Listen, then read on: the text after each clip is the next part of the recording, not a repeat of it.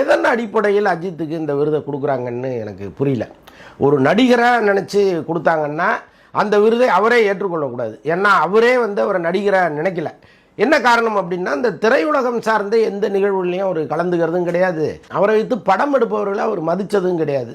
ஒரு ஆடியோ லான்ச்சுக்கு வந்தது கிடையாது. ஒரு ஸ்டில்ஸை ஷேர் பண்ணது கிடையாது. அந்த படம் குறித்து பேசுகிறதையே அவமானமாக நினைக்கிற ஒரு நபருக்கு எதுக்கு சினிமாவில் பெரிய சாதனை பண்ணிட்டாருன்னு இந்த அவார்டை கொடுத்தாங்கன்னு நமக்கு தெரியல. ஒருவேளை விளையாட்டில் ஒரு மிகப்பெரிய சாதனைகள்லாம் பண்ணியிருக்காரு அப்படின்னு நினச்சி அப்படி விருது கொடுத்துருந்தாலும் இன்னும் அவர் அந்த இடத்துக்கு போகலைங்கிறது தான் என்னுடைய கருத்து. ஏன்னா இப்போ இந்த கார் ரேஸ்லேயே 3வது இடத்துக்கு தான் அவர் வந்திருக்கிறாரு.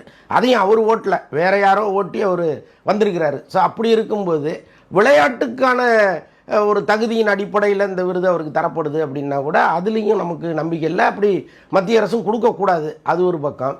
அப்போ சிறந்த மனிதாபிமானியா அவர் அப்படின்னா எனக்கு தெரிந்து அது தொடர்பான சம்பவங்களை என்ன தவிர யாரும் இங்கே பெருசாக சொன்னதில்லை. அப்படி சொல்கிறவங்களும் பொய்யா ஒத்து விட்ருக்கானுங்க. அவர் வீட்டை திறந்து ஒரு 1000 பேரை உள்ளே விட்டார், தங்க வச்சார், 1000 பேருக்கும் தலா 10,000 கொடுத்தாரு அப்படின்லாம் பயங்கரமாக அடித்து விடுவாங்க. 1000 கண் ஆப்ரேஷன் பண்ணியிருக்காருன்னு ஒரு நடிகரே சொல்கிறாரு. என்னத்தை பண்ணி தொலைகிறது.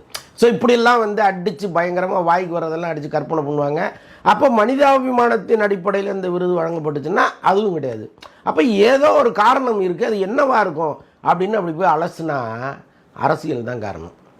அது ரொம்ப கண்கூடாக அறிவித்தது நம்ம அண்ணன் சீமான் தான்.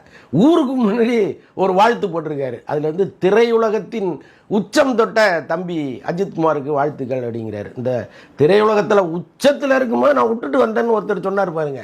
இந்த இடத்துல அதை கொண்டு கனெக்ட் பண்ணுங்க. அப்போ இவர் ஊருக்கு முன்னாடி சொல்லும் பொழுது இப்போ அதுக்கு பின்னாடி என்ன இருக்குது அப்படின்னா, அஜித்தினுடைய லட்சக்கணக்கான ரசிகர்களுடைய வாக்கு இருக்குது.